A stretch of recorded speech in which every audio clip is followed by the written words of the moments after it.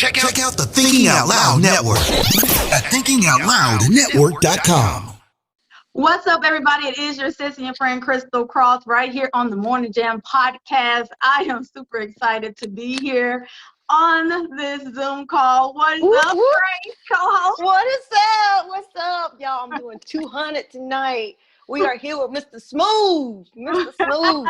Telling you, come on now. What's up, man? How y'all doing? We got special guest, Sean Keys. What's up, Sean? Man, I'm chilling, man. How y'all doing? Nothing but blessed at best. Can't complain. Can't complain. 200. Listen, so we're going to go ahead and get started because I'm excited. Can't wait to get all of this knowledge, all of this great information from you, Sean. When I read your bio, I was just blown away. Boom, like that. And then the mic drop. Wow. I know what I did. I was like, Almighty God. Oh, wow. Can't go there just yet. But we're going to get started with Sean introducing himself. Tell us a little bit about who you are and where you're from. Breakdown with the breakdown. Yeah, well, my name is Sean Keys. Well, that's the name I use for my production. So that's my name I've used to, for marketing purposes. My name is Sean Willis. I was like my bio say, born Sean Willis, but I'm from a little town close to New Orleans called Kenner, Louisiana. So if anybody's ever flown into New Orleans International Airport, that's actually not New Orleans. That's Kenner. Oh, okay. That's where I'm from. That's not New Orleans. That's Kenner. So people that's from New Orleans get mad at me if I say I'm from New Orleans. So I say I'm from Kenner. Oh, really? New Orleans, what's up with y'all? But it's the greater New Orleans area. Okay. Oh, okay. So all of that is considered the greater New Orleans area. So yeah, I started playing when I was 5 years old. Never really took lessons to play. I started on drums and then I kind of gravitated towards the organ and piano and stuff. And man, God just kind of gave me a gift to do it. My mom and dad started kind of realizing that I may have the gift to play music, so they started investing into my gift and buying me little drum sets. And when I tear them up as a kid, they'll buy me another one. And and I never forget my dad took me to a music store when I started playing keys and bought me my first professional keyboard. And I started playing in church and traveling around. Once I got in college, started traveling around with different gospel artists and stuff like that. And from that kind of actually made me kind of get used to the whole production side of things by hanging out in studios and watching it being done. And then they started asking my input and what I felt should go into the records and stuff like that. And I kind of fell in love with it. And like, man, I think I can kind of do this. Why they do that? They just stirred your spirit up. Just stirred it all the way. Yeah, down here, we eat gumbo. So, they kind of put everything in the pot, just kind of started stirring it for me. Made you perfect. You became perfect. The magic was happening. So let's go back for just a second. Just for a second, I'm going to cut you off if you don't mind. No, that's fine. In what all you were saying, telling us about starting off at 5 years old, parents, I'm sure raised you in church, all of that greatness, all that goodness. Yep. So in the midst of it, is it better for someone to learn by ear or to know the, reading of? I'm going to say it's two sides because I actually learned how to play by ear. But I do think you really need to have the foundation of knowing music so that you're not ignorant to music and you can talk music with those that know music theory. So I actually say you need a little bit of both. Okay. I think that the plus though to playing by ear is that a lot of things that are spelled out on sheet music are not necessarily what you hear in the records. Okay. Because sometimes those things can't really be charted out, so to speak, or they can't really be scored out, so to speak, because it's some things is just certain, like it's a feel, you know what I'm saying? So it's kind of like some things you really can't. So I think it's better. Well, I can't say it's better, but I think you have to have both. But I think it's a little bit of an advantage to be able to play by ear as well. Cool. That's cool. But we're already jumping into knowing who you are, getting a little bit, and knowing, like, starting if we're gonna better by ear or reading the music. Mm-hmm. But we are in a new year, and also 2020. Someone I read on Facebook saying that 2020 should be a new cuss word. What do you think about that, Sean? Man, let me tell you. Let me tell you. That's gonna be a new saying. Listen, and I'm gonna be very transparent here. As a person that actually contracted the virus very, very early on, before Oh, wow. I mean, actually, when everything was breaking, that it was happening. So you can imagine a person getting this thing and not really knowing what's going on, and hearing all of this doom and gloom on the news. Yeah. What's happening? You like, man, is this it? Because at the beginning, they made it seem like there was no hope. Right. They was like, you gonna die. You get exactly. You know, That's but it. when I started doing my own research and I started seeing that, hey, more people are recovering from this than are dying from this. Exactly. And even though I'm not in the shape I used to be, I'm still a pretty healthy guy. And I started doing research and I started seeing that other people were really and then the thing that really helped me is that God really took care of me during that time. Yes. Like 5-6 days, I was back to normal me, no hospitalization, minimal symptoms. Wow, that's good. Yeah. So, I mean, I had the whole can't taste, can't smell, the cough and all of that kind of stuff. You had just about all of it. Yeah, but thank God I didn't have the breathing issues and all of that. Yeah. So, but to answer your question though, honestly, man, God has really been amazing to me in 2020. My wife and I were just talking about this yesterday. I was like, man, God really kind of took care of us in 2020, man. Like, yes. It's like, especially career-wise for me, when I thought that, man, 2020 is going to shut this thing down. I'm going to have to start picking up stuff, now in 2021. And, man, and it's like, God just started, I'm going to show you, I'm just going to start sending work after work after work after work, accolade after accolade after accolade, number one records, things like that. And I'm like, whoa. I'm like, man, and it's just, it makes it that much sweeter that, he did that for little old me, even in a pandemic. So would there be anything in 2020 that you would change? Honestly, no, I wouldn't change anything because, I think I know that everything happens for a reason, and whether it's good or bad, it's to either teach us, or it's to strengthen us, or it's for us to just glorify God even more, because of what He's done or what He's getting ready to do. So that's man, awesome. I wouldn't change anything, man, at all. Grace, you got a question? I know, right? Mr. Smooth, man, you have been a mystery man to me. There has been three people that come to me. It's like, I'm going to introduce you to this dude, man. His name is Sean Keys. And so when Crystal said that we were going to interview you, I was like, I wonder who this mystery person is. Because he acting like he already like $1 million and just over it. Ain't nothing wrong with it. Ain't nothing wrong with it. Everybody ain't able. I'm just like, who is this mystery person? And you know what? Once I read your bio, it humbled, it's just humbling because when God can take your youth, 5 years old, and make you into, how old are you now? I'm 45 now, actually. And make you, and yes. Because, people black don't crack. Hey, you should see my dad. You would be like, oh my God. But and then 40 years later, here you are, and how humbling is it? To become this producing powerhouse. It's crazy because, I look at my journey to getting to here and all of the times that I could have been really discouraged and given up, just like, I can't do it no more. And I'm not even, I'm gonna be transparent. I said it a couple times, man, I'm done with this. I ain't doing it. Yeah. And I'm sure all of us have been there. Absolutely, yeah. Because of the support I have around me, and people have been telling me, man, you better not quit. You can't quit. Like, you can't quit. No.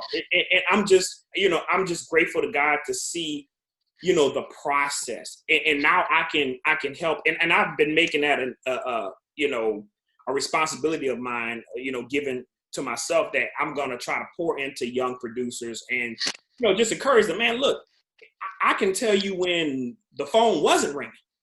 I can tell you, when I was sitting there, feel like I was twiddling thumbs and wasting years, on things that didn't, bear any fruit, didn't come to fruition. And I'm like, man, what is going on? Am I spinning my wheels? And then I look now like, man, you know what? That was all for what's going on now. It was me honing in my skills and honing in my skills and learning how to do this. And, so, I mean, it is very humbling to see this little kid growing up in Kenner, Louisiana, playing at his godfather's church. It's an interesting story. Let me digress for a second and tell you about that too. Maybe 2 blocks from my home was my godfather's the pastor of a church. Matter of fact, he's still the pastor of that church, Cypress Grove Baptist Church in Kenner, Louisiana. That's where I really got my musical start. I started playing drums first, and then I gravitated over to playing organ. Well, something very interesting happened one Sunday, and the musicians were there. They were reliable. They were there every week, never late, always on time. And it just so happens this one particular week, we had a female organist for one of the choirs. She had a flat. She had a blowout. She couldn't make it. So the deacons recognized that, I was the kid that was sitting on the front bench, like staring at the drummer and staring at the organist. And the deacons would let me sit on the bench by them because it was behind the organ. So I would sit there and just watch. So the deacons were like, hey, man, that little kid that's always sitting, let him play. And I literally got on the organ and played for the entire service. Wow. Awesome. Yeah, and that's kind of how God just, started me, doing Is it hard to play the organ than just the keys? Is it hard for that? It is a little bit different. It's a different approach because there are bass pedals that are incorporated. Yeah. So not only just playing chords, like on a piano and somebody's holding out a bass, you're literally playing chords. You're playing bass. Some people, choose to play chords and play little lead lines and stuff like that. So I think it actually helped, if we want to get technical, with the dexterity that I had from playing, because when I was traveling on the road, I was known for having several boards doing different things at different times. So I think that was, but to go back to your question though, man, it's super humbling to see that kid that started out like that and where I am now, man. It's really mind blowing. I'm like, wow, it just really just turned my faith up on 200 now. I was like, man, I know, right? God, you can do whatever, man. Look, I don't despise any small beginnings, because man, it could be this today and that tomorrow. Right. Yeah. And That's it's awesome. funny. Last night I was watching. Did anybody watch the Roy Jones Mike Tyson fight? Yep, I didn't watch it. No. Okay, you should have. You missed it. It was amazing. Roy Jones. Hey, Sean, do you agree? If they would have let them have their way, Tyson would have killed old Roy. Oh my gosh, yes. It was horrible. You wouldn't have liked him last night because he was like, really? Oh yeah. No way. Yeah. It was horrible. Glowing like, oh my God, can we please can this be over with? Yeah. Now, to finish what I was saying, because we have to, we got to detour a little bit sometimes. But okay, if you watch the interviews after, when they asked Mike Tyson about failure, it took him to a whole nother place where he was like nervous to even say the word failure. And it was because he's like, I never thought of myself as failing. He's like, only thing I kept in my mind is win. He's like, I never even allowed failure to really even taint him. You know what I mean? To even taint the thought of who he was. And even though in our eyes, he failed in a lot of areas because, he bit old dude ear off. We like, oh, come on, Mike. Come on, man. Hannibal Lecter was a movie. It's not real. We don't do anything in real life. But, how do you, Sean, Mr. Smooth, failure through these years from 5 to now, do the failures empower you, or do they? Okay. Absolutely. And let me not seem like I'm robotic and I don't have to, because failure to an extent. This is how I take it. When I fail, because everybody fails, I give myself maybe a few hours or maybe even a day. Let me just get it out. Okay, man, dang, that didn't work. Oh my gosh, I can't believe it. But the next day, it's a fresh day. We got new mercies. Let's go get it. Let me learn from what happened. Yes. This is what not to do, Sean. So now, when I get back into the situation, I know what to do. Okay, good. I learned from so yeah, failures. They're gonna hit you sometimes. You be like, man, I can't believe it. But you got to take those things and learn from them. Okay, what did I do last time that I know I probably shouldn't do this time, because that was maybe the reason why I failed? Or if you don't know why you failed, you just pick up and be like, okay, let me just try it again. I tried that. Let's move it on. Let's keep it moving. Let's keep it moving. Yes. And I think that's why I've been successful, because there have been a lot of times where it didn't work out, and I had to be like, look, either you're going to sit here and just be like, pick it up and keep going, so I'm going to pick it up and keep going kind of guy, awesome. What's next? That's great. Yeah. So I want to know, like, you have worked with some powerhouse vocals. Keke Wyatt, Isabel Davis. Keke I'm a huge fan of hers because her range, oh my God, is out of this world. The young lady, however you want to, is amazing. Yeah. I listen to her all the time and trying to hit her notes. I'd be like, Christy, you didn't do it. But how was it like working with these powerhouses? Yeah, man, it was crazy. So let me tell you about the whole Keke Wyatt situation. It was crazy how it came about, because I don't know if y'all remember the reality TV show that was out some years ago, R&B Divas, right? They spent it off into R&B Divas, Hollywood R&B Divas, whatever, Atlanta, whatever.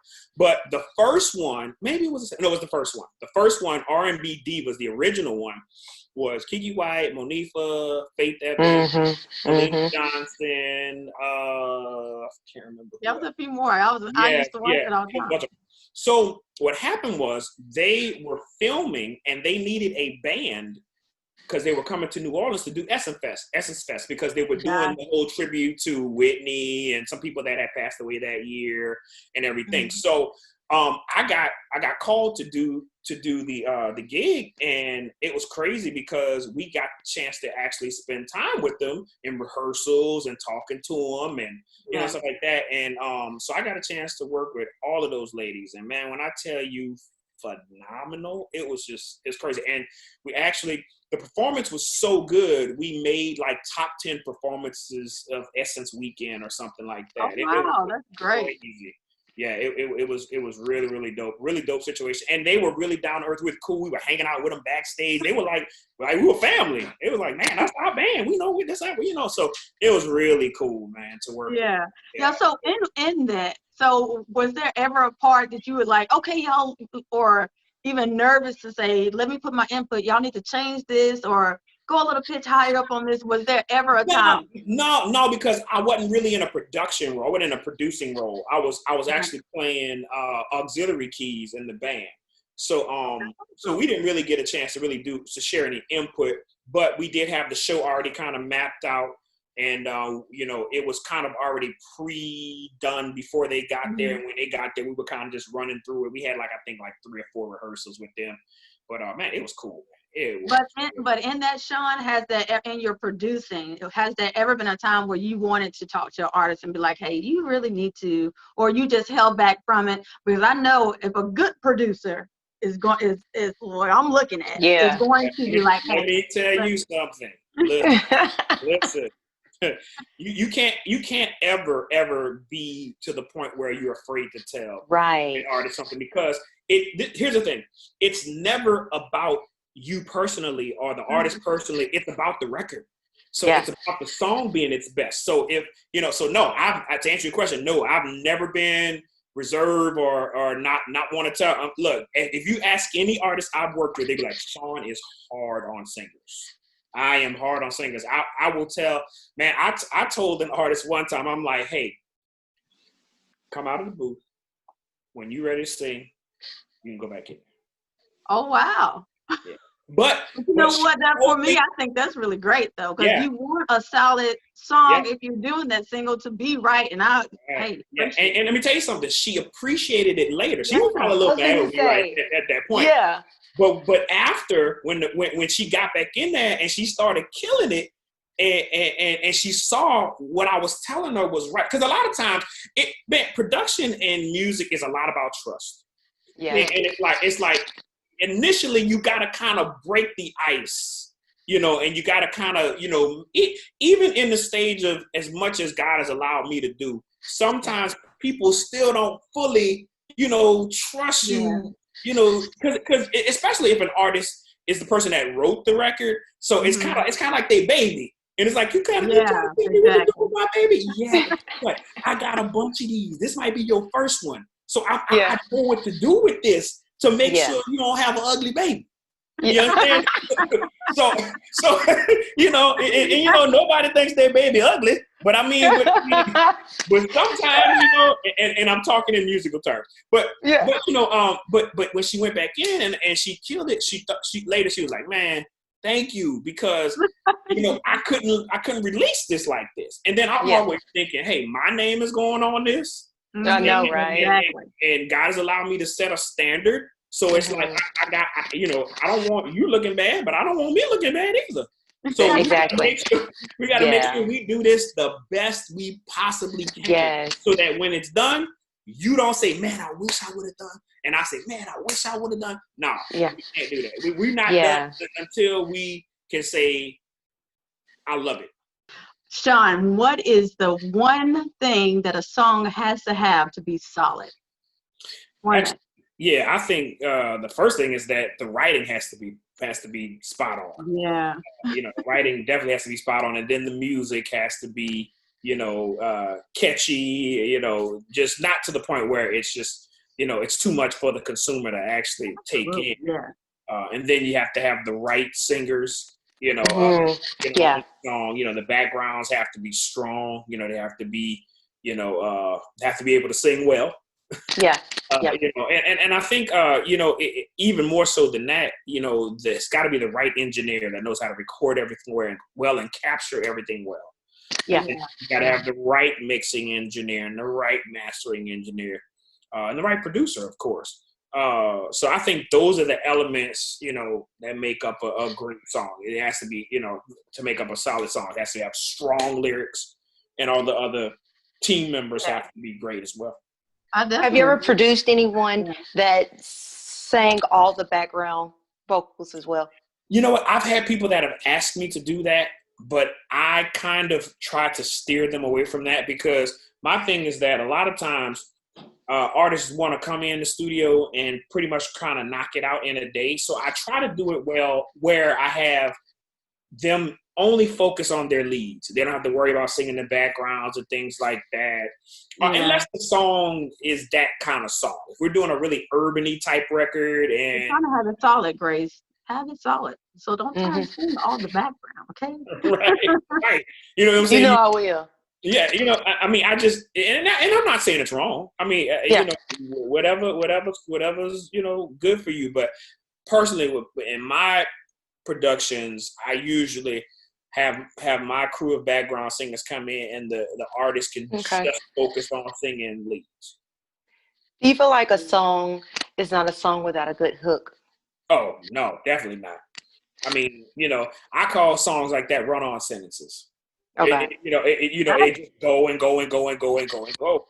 And it's crazy because a lot of times, a lot of the records that I do, the artist will send me a voice note to my phone. And a lot of times I'm saying, hey, if you write, send me your ideas. If you want to do something that, you feel like you've kind of written, let me know. And they'll send it. And if you could hear some of the stuff that's in this phone, and no shot to them, they know, because they say, look, that's why I'm coming to you, because I need you to, help me write this. I need you to help me arrange this. And shout out to my guy, Adolphus Scott in North Carolina. He does a lot of the majority of my vocal arrangement and some of the lyric writing on the records that I do. But yeah, without that strong hook, it's not a song, because that's what people tend to sing when they hear the song. They're not gonna remember the verses. They're not gonna remember the bridge, but that hook, they're gonna. Yes. So what's up now with everybody? It used to be like this long, drawn out song. Everything is like repetitive, and it still sounds really good. So what do you think about that, Sean? I think the thing is, everybody is targeting radio now. So it's like, and they're seeing that if a song doesn't have this kind of structure, that radio tends to kind of shun away from it. They won't play it. So I think a lot of people, and then another thing is that a lot of people want records that people can sing in church. Yeah. So I think that's why a lot of people try to stay in that vein. Me personally, I try to just do whatever's best for the song. Like I'm working on an EP for an artist right now, and my approach this time is that, I'm not doing anything, that's going to be just, like this as far as the time is, I got to keep it this thing for radio, this amount of time for radio, because we can go back and do the radio edits later. Right. But we're just getting into a flow of the music and just letting the record tell us how long the song needs to be. So, but when you're doing a single, generally that, that's why you get that, that, okay, this is going to be this many times, and we're going to repeat this, and then we're going to do this part. We may not have a bridge. We may go straight to the vamp, that kind of thing. I think that's why a lot of that is happening. And I'm with that, as well as it being organic and letting the song just, flow.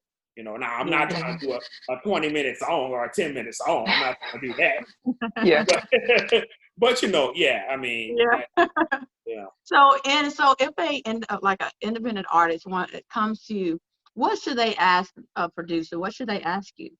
Well, the first thing, and I love working with independent artists, because, like I said on another interview I did some time ago, that I love being in the beginning stages of something. Yeah. That foundational thing for somebody just starting out, because it's that much more special.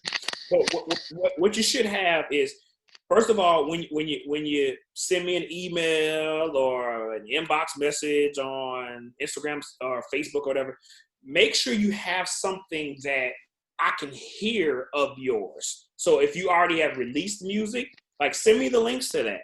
Or if you haven't released music, you haven't done this before, have some video of you singing, or have at least an MP3 of you singing, so I can hear what you sound like, to see if it's even a good fit for us to work. And then from there, say, hey, I don't write, or, I do write. I need some help with a song to shape it, that kind of thing. So I think, and also talk about your goals. What do you want to achieve with this record? Do you just out, or you want something to try to go to radio with? So that way, the more information I have, I'll know exactly how to approach what we're doing. Yeah. And I hear that you say it has to fit with you as well. Yeah. So you're just not going to take on anybody. Yeah. So if I sound like, oh, come let. Stop it, Drizella. Stop it. Come over here.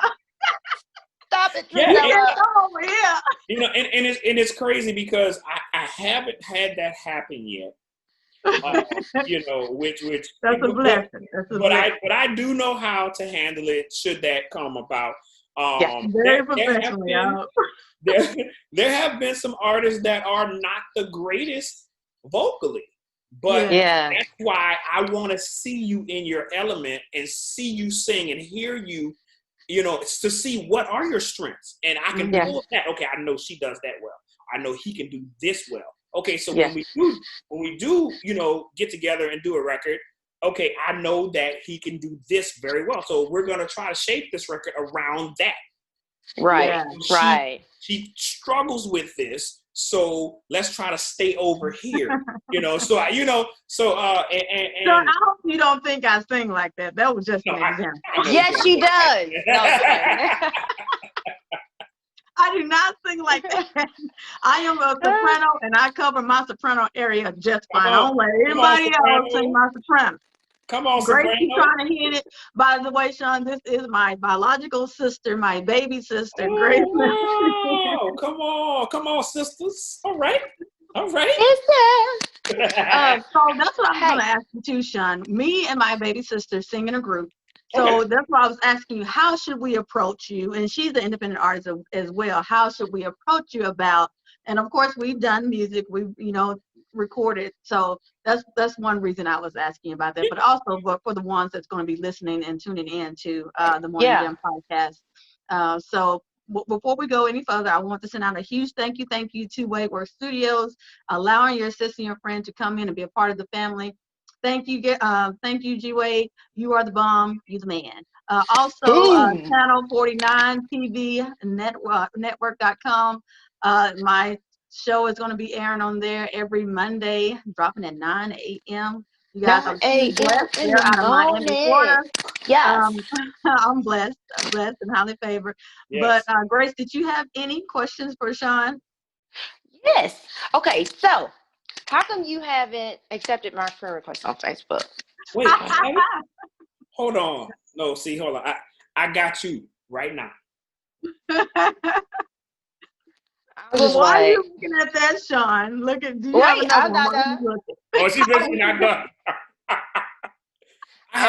Grace, I apologize, Grace. I have so many, and a lot of times when I get on Facebook, I get on just to post. Yeah, he saw your friend and had to follow me. Okay. Right. I never even go into that side of Facebook. I'm just usually get on post, get off, and that's usually how I am with social media. I'm going to post something, get off, and then so. My apologies. I will accept it right now.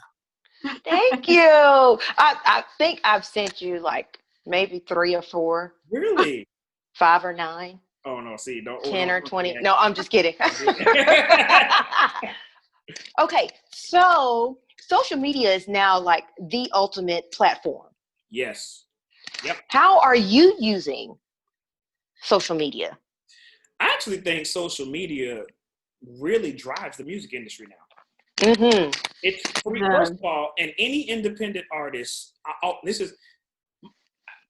often told I give way too much information for what I do, but I just feel like with me, when you work with me, I'm a one-stop shop because I'm gonna tell you, or I'm gonna kind of give you advice on what to do from giddy up to woe. So from us starting the process of doing a record. I even get involved, and my wife always tells me, like, man, come on, you getting way too involved in the situation. But even as far as like your photo shoot, what you should be doing, like, right? Your photographer should hear this record because then they're gonna know how to shoot you. Yeah, you know what I'm saying. And your name is on it, Sean.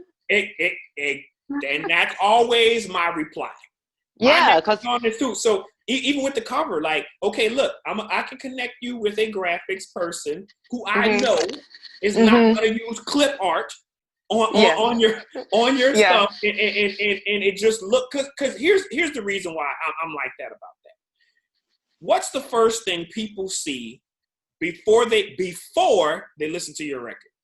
They're gonna look at the cover. I was gonna say they see, they're gonna look at the cover and they're gonna have a preconceived idea of what it sounds like before they even. I have seen some of the greatest songs never get listened to because the cover wasn't right. Oh, yeah. The cover wasn't right, and people that don't have the time to explore that are moving at fast pace, like radio, they don't have time, and they see, oh man. I already know what this sounds like. And they could be dead wrong. Yeah. But look at that cover and they're like, I know what this sounds like. Next one. Right. And so, yeah, social media is huge. So with that, when you post things out on social media, they see that cover, people are like, oh, I'm going to go listen to that. Man, that cover is banging. Yeah. You know what I'm saying? Yeah. So I use it, to promote what I'm doing, promote the artists I'm working with, whether they're just getting started or whether they're stellar award winning, Grammy award winning, whatever. Yeah. You know, it's a great, social media is a great thing that's driving the music industry right now, because there are a lot of record companies that when they look for artists, they're going on social media. They're gonna be like, okay, how many followers she got? She got 5,000 followers. Yeah, that's pretty good. Because they're and that's what I do for my show. I go right to social media. If I want to look up an independent artist, hey, I'm going there. I'm going to listen to their song, look at the cover, and if the cover don't look right, oh, okay, that cover ain't all that. Let me go in. And that's what I do too. Hey, it's no judgment. You know, it's no judgment on anybody, but it just is what it is. Right, you're taken more seriously if you take the whole process serious. Like you can have, like I said before, you can have the bangingest, and I'm making a word, the bangingest record in the world, man. But if every facet of it ain't right, you may not even get to listen. People may not even listen. They're like, okay, I'm gonna move on to something else. But your record could be amazing. Yeah. That's awesome. Yeah. Did you accept my friend request? I'm looking for it right now, as a matter of fact. It's Grace Whitaker Melton. Let me see, Grace. Let me see if I can find you here. There's so many of them in here. Oh my gosh. See, that just goes to show you, I promise. Look. It's Grace Whitaker Melton. Sean. Okay, I will definitely connect to you too. I'm like, Sean, come on. Right now, I promise. I promise I'm gonna accept it. I'm looking for it right now. Just look at the little microscope right there at your right hand top corner. But I'm trying to and you hit Grace. There it is. Here we go. Great job. There it is. Gotcha. And also, like with social media being that major platform, so many independent artists feel like they don't need, contracts or, they probably just need a few people, and then they keep all of the rest of it to themselves. So do you ever feel like social media sometimes cut into what you're doing, or is it like a level playing field? No, I think social media is what it is. As far as it contracts, you mean like as far as getting signed and things like that? And producing music, because right now there's kids in the back in the garage producing like sweet stuff. You know what I mean? And they're like, if you can listen, and people are like, what studio did you go? Dude, I did that in my garage. So a lot of that is going on right now because of COVID. Nobody wants to go into the studios and all that stuff. There's a lot of things. And I was watching Jonathan McReynolds. He was in a hotel room. Dude had a towel over his head, and I'm just like, wait a minute. That's cutting into somebody else's, money if you going into hotel rooms, putting a towel over your head, and you getting that good sound too. So do you feel like it's cutting into the producing kind of, or you feel like it's? No, I think it kind of is what it is. It's not really, because I feel like, who I'm supposed to work with, I'm gonna be working with that particular person. Excuse me. There are some people that just may not have the budget, so they have to do other things. Right. And these companies, the software companies have made it a lot easier to do it. The whole process without going through getting a producer and studios and things like that. But the thing with those things is that you really have to know what you're doing. Because later on down the line, when you get to the mixing phase or the mastering phase, those things will tell on you if you do it right. Now, you got some people out there that just, like you said, they got some kids that just got the gift for it. They just know what to do. And it sounds great. And they mixing their own stuff. And they're mastering their own stuff. And it just sounds great. But I don't really think it's cutting in to what I'm doing because. Yeah, okay. Yeah. Because, there's still those people that love going to a studio, that love going into that booth. They're feeling it. That's where they connect to. And, and people that don't want to do it all themselves. They're like, man, look, I just want to sing. Or don't know how. Everybody else do everything else. I just want to sing. I don't want to be the engineer and I'm pushing on the computer and I'm running to the mic and putting a towel over my head and trying to sing and then running back and stop it. Oh, I got to do another take. Okay, let me do that again. You know, some people that don't want to do that. They want to just focus on just singing. I let everybody else do everything else. Yeah, exactly. Sean, did you ever watch that guy that was on Facebook? He was a Caucasian guy and he's doing One More Time. No, did you watch that guy? I'm gonna have to see send it to you, man. Yeah, I'm gonna have to send it to you. That dude was producing all of it. Then he was getting down. He was like, oh, yeah. I'm gonna send it to you. Miss that one. Yes, you have to listen to it. He's getting down, boy. I'm like, come on, one man band. There is a lot of that out there, the one-man band stuff that just really ain't working for a lot of people. Yeah, I know, right? You know. Yeah, So, John, who is the top producer out here now in the streets? Oh man, I guess it depends on what genre. I would like to think that I'm one of the top. Oh, yeah. You know, I would like to think. I mean, and Billboard kind of solidified that for me a few months ago when and honestly, I kid you not, I had no idea that there was even a chart for the top 10 producers for certain genres.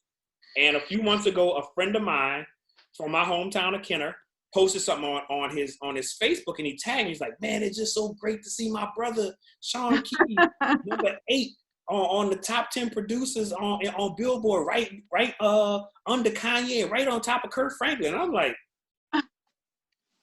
me?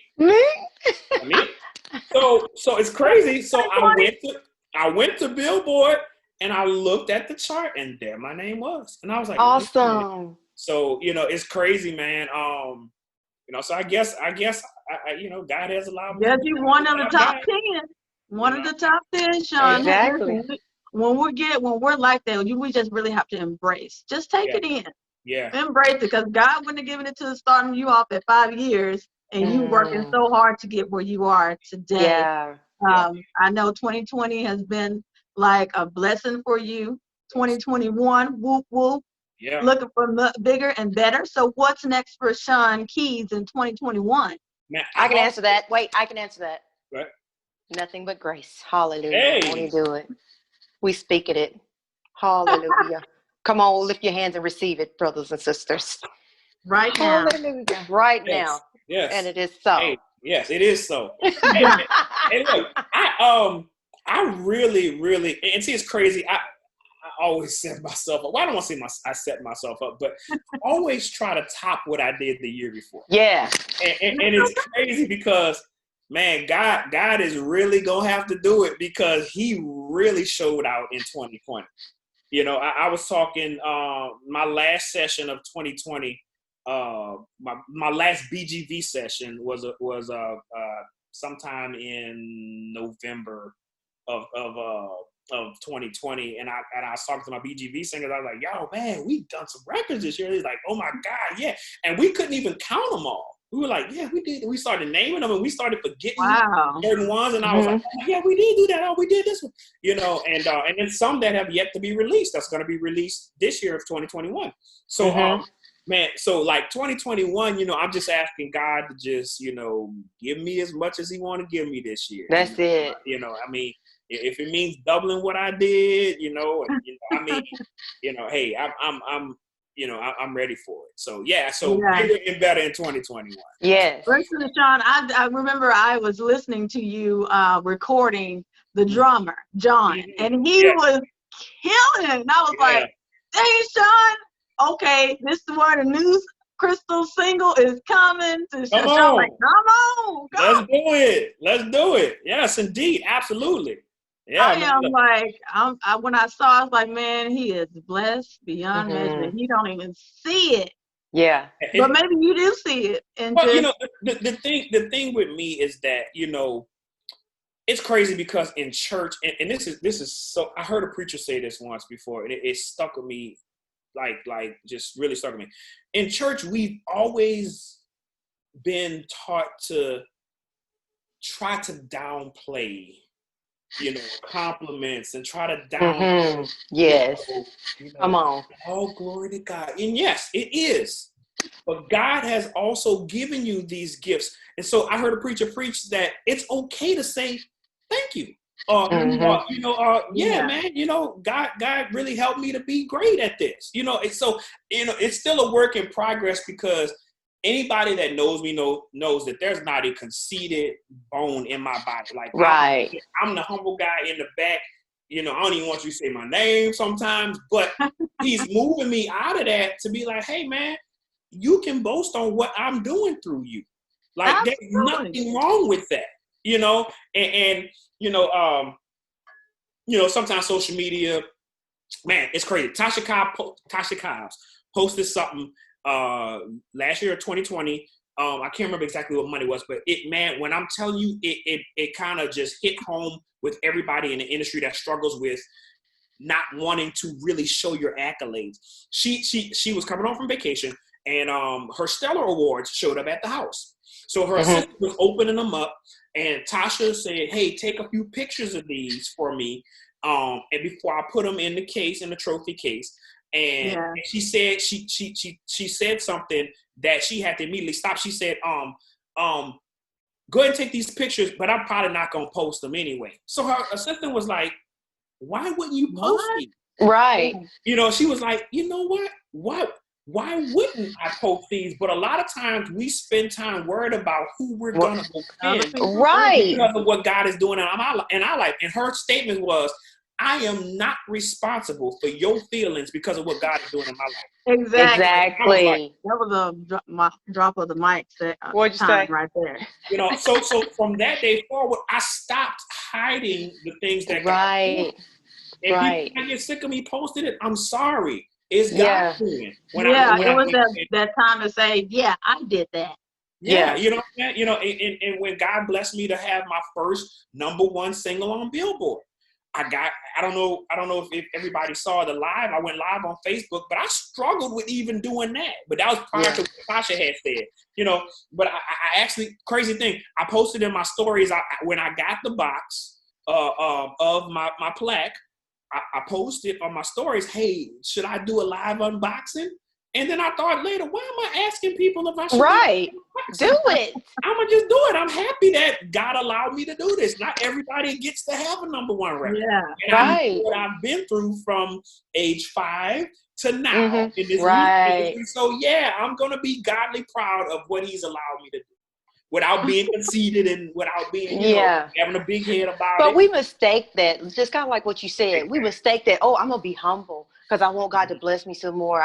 But that ain't even it. That ain't even it. I want you to boast on what he's doing for you. That's it. Keep it in perspective. Hey, God did this for me. God used me to do this. I did this. I'm the man. No, not that. No, exactly. When you just share, hey, God allowed me to do this. God, blessed me to be able to be. He gave me a gift to be creative, to make music.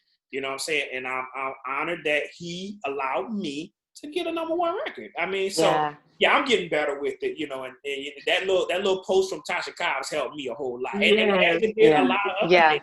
Like, I even saw John P. post something after that, because he said John P. he is a pioneer. Exactly. And he struggled with it too. He was like, he probably got 40,000 awards, but later that day he posted a picture of the trophy case of like the hundreds of Stellas he's got. Jeez. I use that as we are showing what God is able to do. That's what all it is. Just show what God is able to, and a lot of people need to see that, because they are afraid to let it out due to what worries of what other people might say or do. So that people syndrome, man.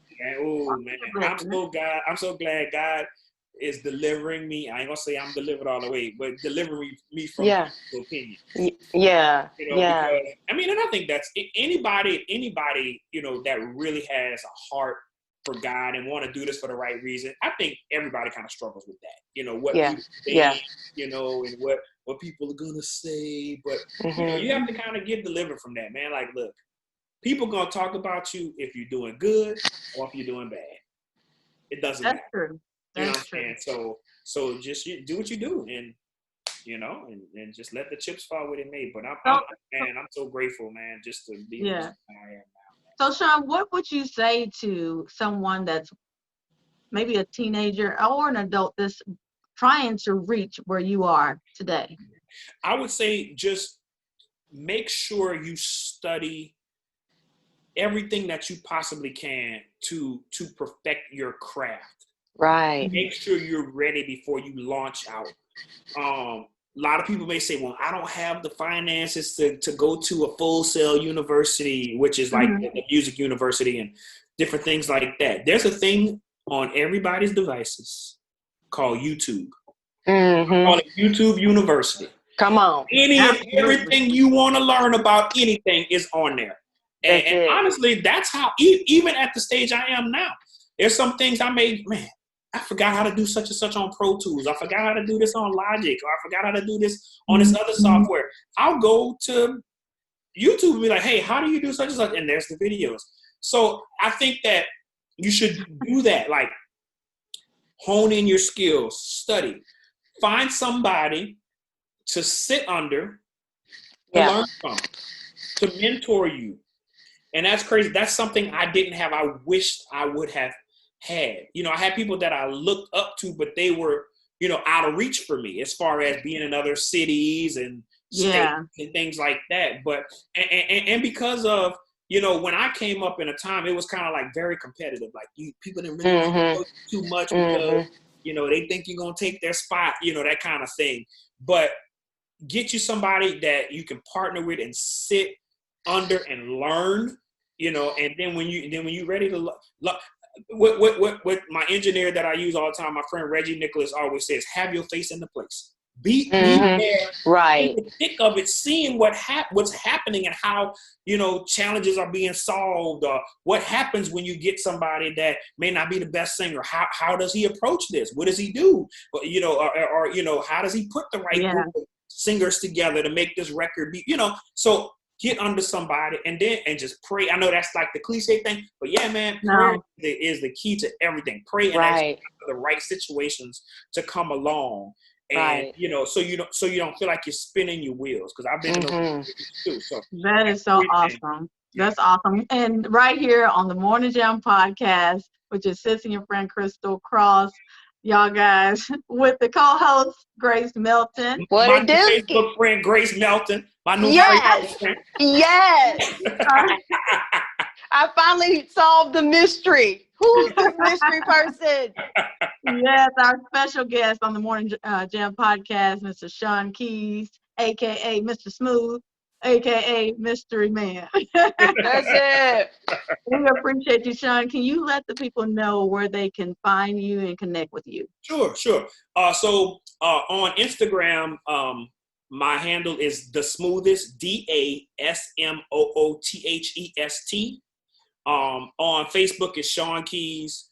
My actual production business page is Smooth Tunes Productions.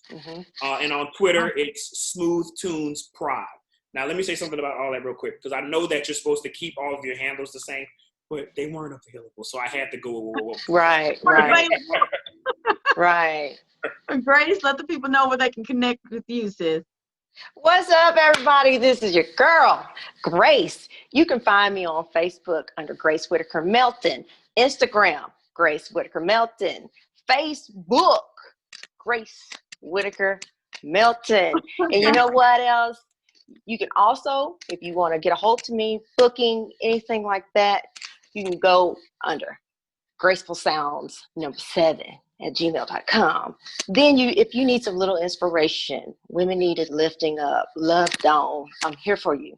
You can go to Facebook, be a part of our Positive Girls page, where we're helping nurses, we're helping mothers, we're helping single moms, we're helping anyone that needs help.